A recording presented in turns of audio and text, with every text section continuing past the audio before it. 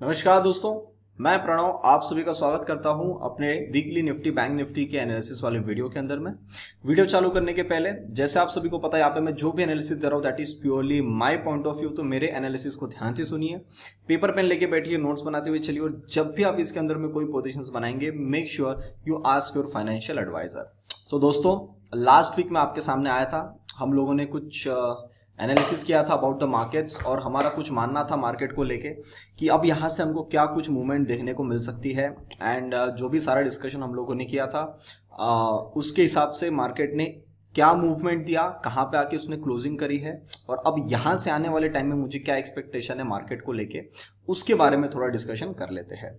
सो अब last time जब मैं आपके सामने आया था वी वर ट्रेडिंग अराउंड 16,055, वहाँ पे हमारी क्लोजिंग हुई थी। एंड जैसा मंडे से एक मूवमेंट बनने वाली थी, मेरा ऐसा मानना था कि हमको बहुत ही जल्द 275 के पास में आना है। और जैसे जैसे हम देखा कि हमने पिछले एक दिन के अंदर में 275 के पास आ गए, तो वहां से फिर मैंने अपना टारगेट बोला था कि अब यहाँ से अगर ऊपर की तरफ में निकले तो we can easily go to the level of 16,450। वो दो टारगेट्स मैंने आपको वहां पे दे के रखा हुआ था। एक चीज मैंने आपको ये भी बोली थी कि अगर हम इस बार इस लेवल पे बहुत जल्दी आ जाते हैं, I will not be surprised to see Nifty around 16,700 to 16,800 zone. So market इस हफ्ते बहुत ज़्यादा अच्छा काम किया और यही सब हम लोगों ने पहले पिछले वीक में डिस्कशन किया हुआ था। उसके लास्ट वीक से हमने तैयारी चालू की थी, उसके पिछले वीक से मैं आपको बोलता हुआ आ रहा था और उसके लास्ट वीक में तो किसी को कॉन्फिडेंस ही नहीं था। तो अब जो है हमने एक अच्छी रैली 15,300 से 330 350 से एक अच्छी रैली हमने 16,720 तक ले ली है। सो अब आगे में क्या होगा, तो ये पिछले हमारे पूरे एनालिसिस का मैंने आपको एक समरी बता दिया। अब इस हफ्ते मेरे सामने तीन पॉसिबिलिटीज ओपन है, कैसी है उसके बारे में बात करूंगा। तो सबसे पहले मैं आता हूं निफ्टी के चार्ट पे।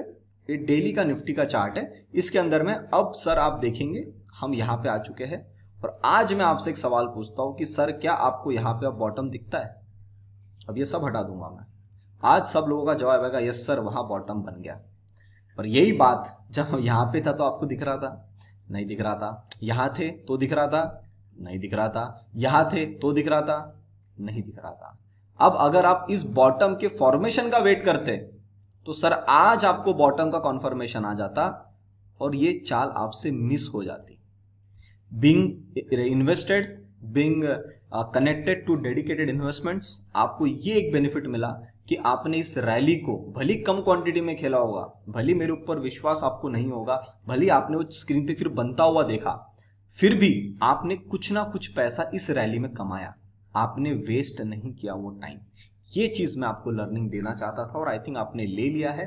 तो सर बॉटम्स जब बनते हैं, बनते वक्त हमें कभी पता नहीं होता कि वो बन रहा है, चार्ट पे आपको क्लियर नहीं आएगा, पर कुछ स्टोरी आपके बैकएंड में हमेशा होनी चाहिए जिसके कारण आप उस ट्रेड में कन्विक्शन के साथ में बैठे रहोगे। मैं तो सर इस कैंडल से specific on this red candle, आप सबको पता है जो मेरे यूट्यूब पे डेली मेंबर्स है, जो मेरा डेली एनालिसिस देखते हैं, उनको तो मैं कितने बार मैंने बोला कि भैया यहाँ से माल ऊपर ही उठाना है, आप चाहे कुछ भी कर लेना, आपको शॉर्ट नहीं बनाना है। आई एम सो हैप्पी कि वी आर एट करंटली 16,700 जो कि हमको आना था और यहाँ पे आके हमको अब अपना नेक्स्ट काम करना है। तो आपने एक फेज का मजा तो ले लिया। आप में से जो भी लोग इंटरेस्टेड है for my daily analysis video, आप ये सब्सक्राइब बटन के, आपको यहाँ पे सब्सक्राइब बटन मिलेगा, उसके बाजू में ज्वाइन बटन, ये बटन मिलेगी आपको, उस पे आके डायरेक्टली क्लिक करेंगे तो आपके सामने दो ऑप्शन ओपन हो जाएंगे। First will be of daily analysis and then will be weekly analysis. जो भी आप सिलेक्ट करेंगे उसका पेमेंट आप यूट्यूब को करके मेरा डेली एनालिसिस वहां पे निफ्टी का देख सकते हैं। तो ये जब अब सारा कार्यक्रम मेरे सामने आ गया है, अब मेरे सामने यहाँ से क्या चीजें निकल के आती है। अब आज का वीडियो आपके लिए बहुत इंपॉर्टेंट हो सकता है, कृपया इसको ध्यान से सुनिएगा। हमारे सामने आज तीन कंडीशन पॉसिबल अवेलेबल है। कौन सी तीन कंडीशन है? सबसे पहली कंडीशन तो यह है कि प्रणव ऐसा है, मार्केट स्ट्रक्चर के हिसाब से हम इस स्विंग हाई के ऊपर गए नहीं है, हम वहीं पे अटक गए हैं, तो ये हमारा एक बाउंस था और यहां से हम अब पूरा काट के नीचे की तरफ में आने वाले हैं 15,200, 15,000, 14,800। दिस इज केस नंबर 1 जो मुझे दिखता है और ये एक वैलिड पॉइंट है जो आप में से कई लोग इसको मान सकते हैं, स्पेशली जो बियरिश है। पॉइंट नंबर 2 क्या हो सकता है? पॉइंट नंबर 2 ये हो सकता है कि हम जहां पे खड़े हैं यहां से हम एक बार ऊपर की तरफ में सीधा निकलते चले, भली रुक रुक के चले, 17,000, 17,250, 17,300 ऐसा कर करके हम इस महीने के एंड तक 17 इस हाई तक आ जाइए। गैप फिलिंग है ना, 17,470, ज्यादा कर लो 17,400, इस लेवल तक हम एक बार आ जाए। This is my point number 2, या आप बोल सकते हैं case number 2। What is my last point? My last point is very very clear कि यहां से हम अब यहां पे आ गए हैं, जो कि हमने बहुत अच्छी रैली बना ली है, तो हम यहां पे आके अब ये कंसोलिडेशन कर सकते हैं। थोड़ा कंसोलिडेशन होना भी चाहिए, क्यों नहीं होना चाहिए, बिल्कुल हो सकता है। ये 3 कंडीशन मेरे सामने आज ओपन है। अब इस सब की प्रोबेबिलिटी कितनी है, क्योंकि सारा गेम तो प्रोबेबिलिटी का है। इस वाली गेम की प्रोबेबिलिटी की सब कुछ, ये चाल जो मेहनत से हमने नीचे से बना के आए हैं, ये वाली चाल कैंसल आउट हो जाए, इसकी पॉसिबिलिटी सर मेरे लिए आज के हिसाब से सिर्फ 5% है। मतलब 100 में से सिर्फ 5%। उस 5% की प्रोबेबिलिटी में कभी भी जिंदगी में पैसा नहीं लगा सकता, मैं कभी कैलकुलेटेड रिस्क नहीं ले सकता। इसलिए सर ये कंडीशन नंबर 1 आप सभी के सामने डिलीट कर रहा हूं। अब मेरे सामने कंडीशन नंबर 2, ये condition number 2 and condition number 3, ये मेरे लिए जो है वो थोड़ी सी वैलिड है। अब इन दोनों की पॉसिबिलिटी कितनी है सर? इन दोनों की पॉसिबिलिटी 50-50 है। मतलब 45% इसकी और ज्यादा जो बोलोगे आप 50% इसकी। मैं इस बार दोनों चीज में से कुछ भी हो, हमको तो फायदा है, क्योंकि हमारे पास में नीचे से पोजीशन बनी हुई है। अब इन दोनों चीज में से क्या हो सकता है उसके बारे में बात करेंगे। मैंने आपको बता दिया कंडीशन नंबर 2 वो कंडीशन है कि हम नीचे से अब जहां पे खड़े हैं वैसे हम घसीट घसीट के ऊपर की तरफ में निकल के 17,400 के आसपास में एक बार हाई पे आ जाए। इसकी पॉसिबिलिटी इस फ्राइडे तक, या आप बोल सकते हो हाँ इस फ्राइडे तक, आने वाले फ्राइडे तक, उसकी पॉसिबिलिटी मेरे हिसाब से 45% है। और 50% पॉसिबिलिटी मेरे लिए है कि हम यहां पे साइडवेज हो सकते हैं। अब विथ लॉजिक सारी चीजों को बात करते हैं। पहला लॉजिक, मैं छोटे टाइम फ्रेम पे आता हूं, which will I will studying about point number 2, that is कि हम यहां से ऊपर की तरफ में निकल सकते हैं। तो ये कुछ मैंने पिछले बार यहां से शॉर्ट्स बनाए थे, ये सारे शॉर्ट्स का भी ये साइन वाइन सब हटा देता हूं आपके सामने, तो आप भी अपने चार्ट पर अगर आपने बनाया होगा आप इसके तरफ में ध्यान रख सकते हैं। सर यहाँ पे गैप फिलिंग प्रोसेस थी 16,700, जो कि हम अब आ चुके हैं। अब हमको किसी भी प्रकार की यहाँ दिक्कत कोई नजर नहीं आती है। ठीक है, ये भी मैं हटा देता हूँ, इसका भी काम खत्म हो गया। ठीक है, अब यहां से जो मेरा नेक्स्ट अप्रोच है जो कि एकदम वैलिड है, याद रखना क्यों वैलिड है बताता हूं मैं। आपने इसके हिसाब से जो ब्रेकआउट किया था, आप सभी को याद होगा सर, आपके सामने मैंने ये वाली रेंज बनाया था, फिर मैंने आपको यहां पे ऊपर का कंसोलिडेशन दिखाया था। इस वाली रेंज के हिसाब से अगर मैं कैलकुलेट करता हूं, ज्यादा लॉजिक नहीं लगाएंगे, एकदम सिंपल फंडा है। कितने पॉइंट्स आते हैं सर? 700 पॉइंट्स। यहां से मुझे 700 पॉइंट्स चाहिए, जो कि हम नेट में यहां तक मार चुके हैं 16,600 पे। ठीक है, तो ये वाली फेज का पूरी चाल तो आपकी खत्म हो गई, इसको हटा दो। जब आप ये कर रहे थे उसके बीच में ये आपने एक अच्छी चाल बनाई है, पर वो कंसोलिडेशन के बाद बनी और रीटेस्ट के बाद बनी है। याद रखना मेरी एक बात को, जब कभी भी मार्केट ब्रेकआउट करके रीटेस्ट करके ऊपर की तरफ में निकलता है, उस टाइम पे वो ज्यादा लंबा जा सकता है। और इस चीज के बारे में मैंने मेरे ट्रेनिंग में बहुत लोगों से बहुत बार वेबिनार में डिस्कशन किया हुआ है कि अगर चलने के बाद ये रुक के वापस आए और वहां से ऊपर निकले तो अक्सर ज्यादा ऊपर जाता है, जो कि आपने सैंपल इस बार देख लिया। 450 जगह थी, उसके ऊपर में रुक के इसमें ऊपर की तरफ में काट लिया। अब उस बात की बात करती कि अगर हम यहां से 730 के अबाउट चलने वाले हैं और 17,400 के आसपास में जाने वाले हैं, तो सर किसी भी हालत में ये लो नहीं कटेगा। क्या लो बना हुआ है ये? 16,490। जब तक ये लो इंटैक्ट है, मतलब मोटा मोटी 16,500 ले लो, जब तक ये इंटैक्ट है तब तक सर पूरी की पूरी पॉसिबिलिटी अवेलेबल है कि हम 17,000 के आसपास में जाके एक्सपायरी करें, या 17,300 के आसपास, 400 नॉट 300, 17,400 के पास में आके हम अपनी एक्सपायरी को वहां पे स्क्वायर ऑफ करें, जहां पे ये वाले लेवल में हम आ जाएंगे। तब इस वाले लेवल पे ये 380, 390, ये 400, यहां पे मैं आपके सामने लाइन बना देता हूं। अब हमारा next approachable target is around 17,400, अब जिसकी पॉसिबिलिटी 45% है। अब जो मेरी मेजर पॉसिबिलिटी है 50%, वो ये बोलती है कि प्रणव बहुत ज्यादा चल गए हैं। अगर आपको मैं ये भी दिखा देता हूँ, if you come in 15 minutes chart, ये हम आ गए। अब आप नीचे RSI में देखिए, आई थिंक 1 आवर में भी आपको दिख ही जाएगा। अब 1 आवर में इतना स्ट्रांग नहीं है, पर 15 मिनट्स में आपको क्लियर दिख रहा है। आप अगर 15 मिनट्स के चार्ट में यहाँ RSI को देखते हैं, आपको यहाँ पे डाइवर्जेंस मिलना चालू हो गई। ये देखिए, यहाँ से हम ऊपर जा रहे हैं और RSI बोलते भैया मेरे में ताकत ही नहीं है। अब ये जो शॉर्ट टर्म में ये यहाँ पे ओवरबॉट हो गया है, ये मुझे इंडिकेशन ये दे रहा है कि अगर यहाँ से करेक्शन बननी है, जो कि मतलब बिल्कुल जायज है, बन सकती है, तो हमको उसको अंडर एस्टिमेट नहीं करना है। अब वो जो करेक्शन बनेगी उसकी भी एक कंडीशन है, मुझे किसी भी कारण से 16,370 के नीचे प्राइस नहीं आनी चाहिए। मतलब आप करेक्शन करो तो आप 700 ऊपर में ले लो, और नीचे में ये गैप फिलिंग प्रोसेस ले लो, 370 350 ले लो यार, ज्यादा से ज्यादा 350, राउंड नंबर 300 ले लो। किसी कारण इंट्राडे के कारण हम वोलेटिलिटी में आ गए, ये 300 ले लो, ये 305 302 ये लगा दिया मैंने। ये जो लेवल है, ये इसको मैं रेड कलर कर देता हूं तो आपको एकदम अलर्ट रहेगा ये।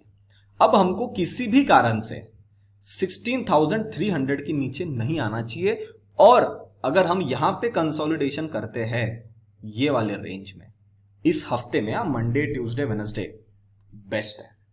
क्यों बेस्ट है?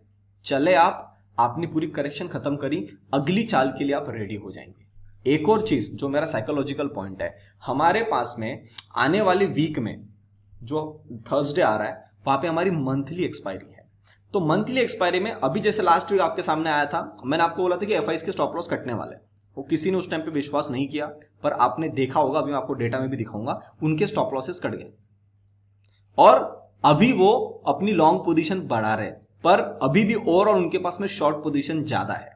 अगर किसी कारण से इस हफ्ते आपको फिर एक अच्छी रेड कैंडल मिलती है, चाहे एक्सपायरी वाले दिन मिले या फ्राइडे को मिले या वेडनेसडे को मिले, कभी भी मिले, अगर ऐसा दिखता है, again a hint for you, don't bring any kind of short position with you to your home.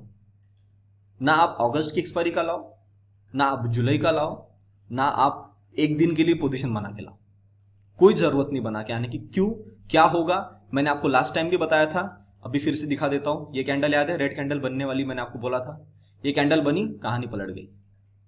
Same कहानी यहां पे बन सकती कि घुमा फिरा के यहां तक तो मार दे, क्लोजिंग भी आपको दिख जाए, अरे बाप रे 16,300 पे आ गया, सब कुछ खत्म हो गया, सब लोग हेवीली शॉर्ट पोजीशन बना रहे, आजू बाजू में न्यूज वाले भी बोल रहे भैया शॉर्ट मारो, व्हाट्सएप ग्रुप टेलीग्राम सब बोल रहे हैं अब हम 16,000 को अप्रोच करेंगे, 16,300 की गैप फिलअप हो गई, फिर ये गैप सबको दिखना चालू हो जाएगी, 16,137 16,000 की ये वाली कहानी दिखना चालू हो जाएगी, उसके लिए शॉर्ट पोजीशन बनना चालू हो जाएंगे। आप मत लेके आना, क्योंकि अगर आप लेके आ गए, हाई पॉसिबिलिटी कि आप ट्रैप हो जाएंगे। मैं ये बोल रहा हूं कि मैं सही होऊंगा ऐसा नहीं बोल रहा हूं, हाई पॉसिबिलिटी है कि वो हो जाएगा।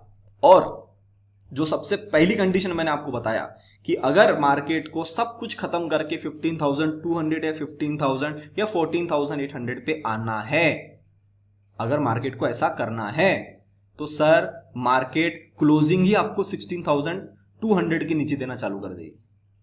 तो 16,200 के नीचे जब आना चालू हो जाएगा ना, तो उस टाइम पे मेरे पास में एक भी लॉन्ग नहीं बचेंगे, मैं वहां से ही शॉर्ट मारना चालू कर दूंगा। कहां तक? फिर 15,200 तक। सब लोग शॉर्ट कहां बनाएंगे? सब लोग शॉर्ट बनाएंगे इसके नीचे, 15,880 या 15,800 के नीचे। मैं वो काम नहीं करूंगा, मैं 16,200 से बनाना चालू कर दूंगा कि इसके नीचे आनी ही नहीं चाहिए। क्लोजिंग बात कर रहा हूं, 2 दिन की क्लोजिंग 16,200 के नीचे आ गई, मतलब ये पूरी चाल याद रखना सर, ये जो आपने पूरी चाल इतनी मेहनत करके मशक्कत करके आप ऊपर आए हो, सब खत्म हो जाएगा। फिर मार्केट कुछ अलग चीज को देख रहा है, जिसकी पॉसिबिलिटी मैं आपको बता चुका हूं 5% है, और मैं 5% पे काम नहीं करता हूं।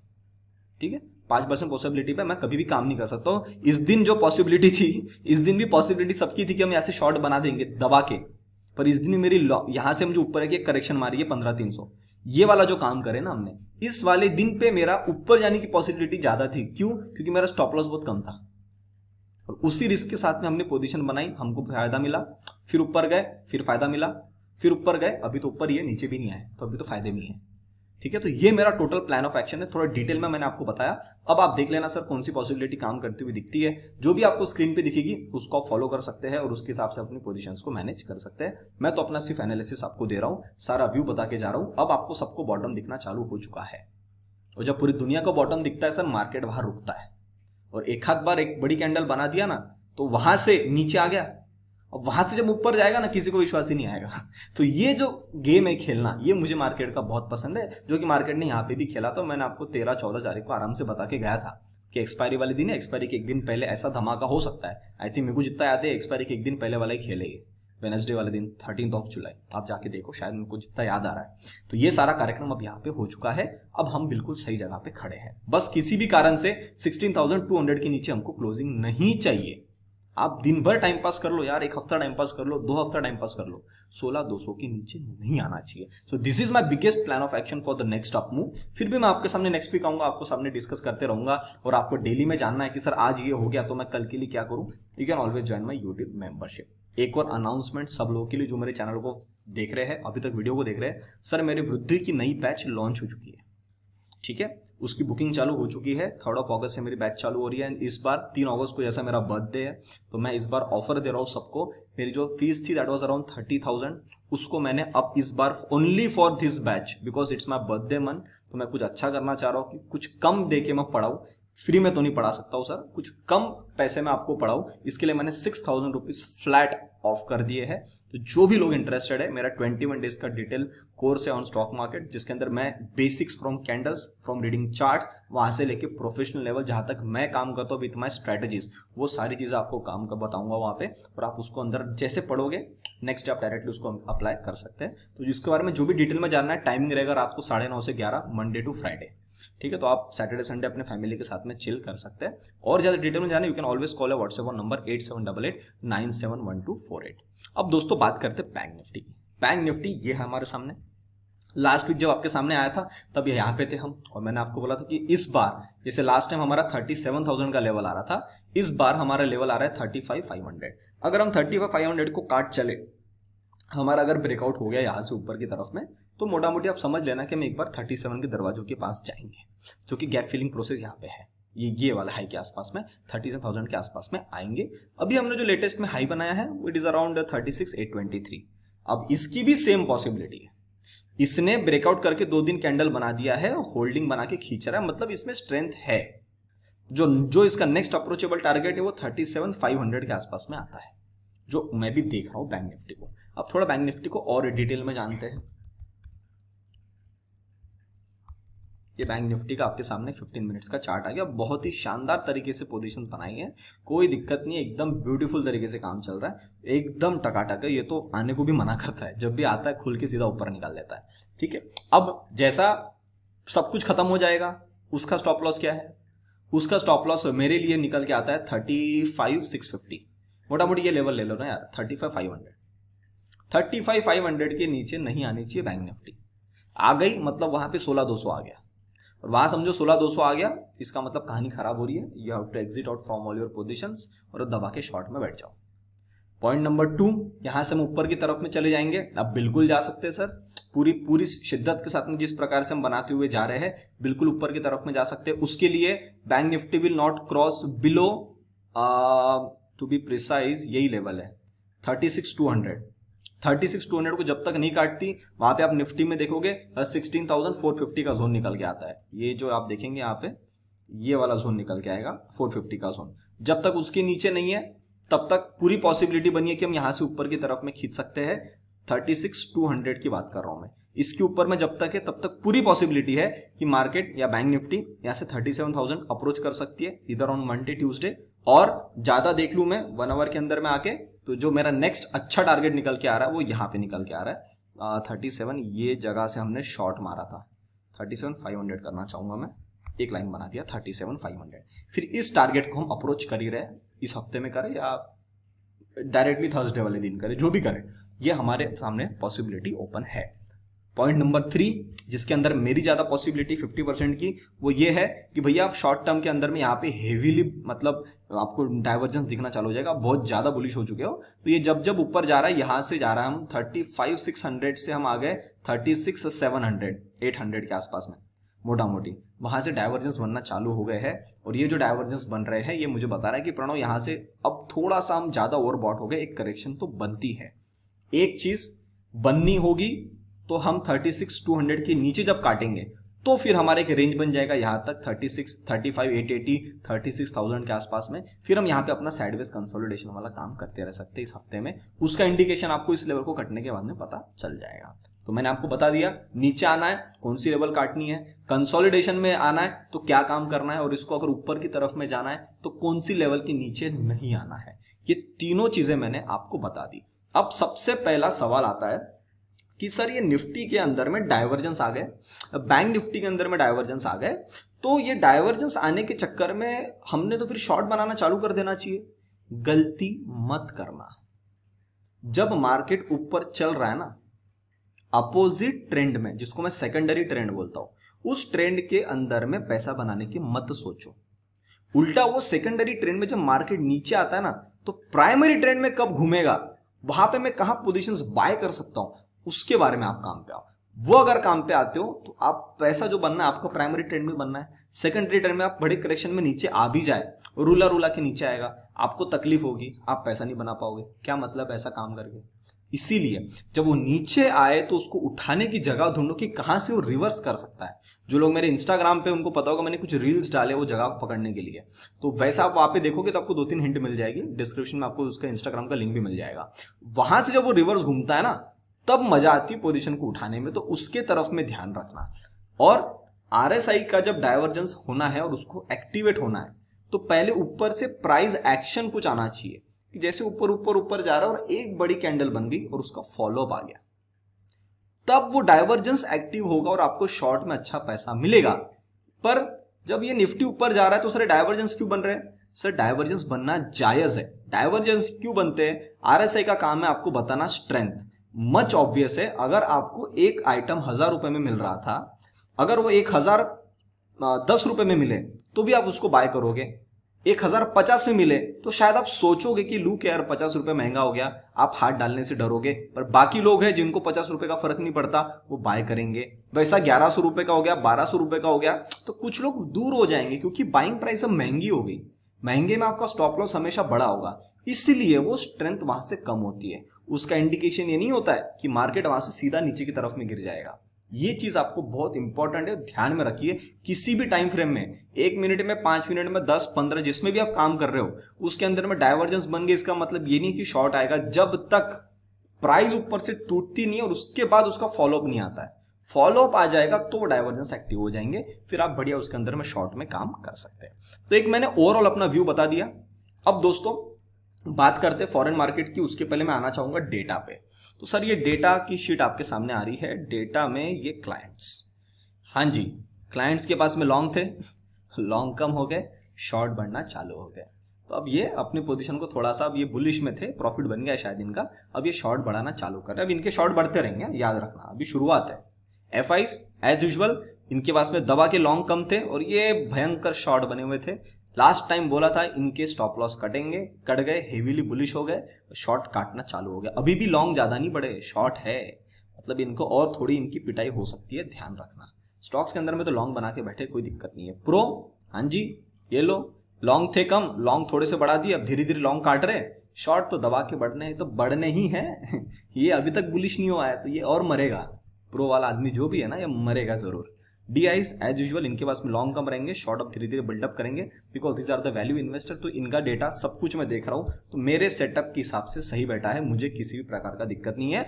एफआईज ने लॉन्ग बढ़ाना धीरे धीरे चालू कर दिया, मतलब इनकी पोजीशन अब कन्वर्ट हो रही है। और एक बार जैसे हम 16,800 को क्रॉस कर देंगे तो they will be like building their position heavily bullish. अब इसी डेटा को देख के जो मेरा 45% है कि हम यहां से शायद हम नीचे भी नहीं आए, एक दिन ऊपर चले, एक दिन वहीं पे साइडवेज हो जाए, अगले दिन गैप अप खुले, फिर 17,000 को अप्रोच करे, फिर वहां पे रुक के अटक जाए एक आध दिन, फिर एक्सपायरी करते 17,200, 17,400 निकल जाए, जा सकता है, क्योंकि इनकी पोजीशन मंथली बेसिस पे बनी है।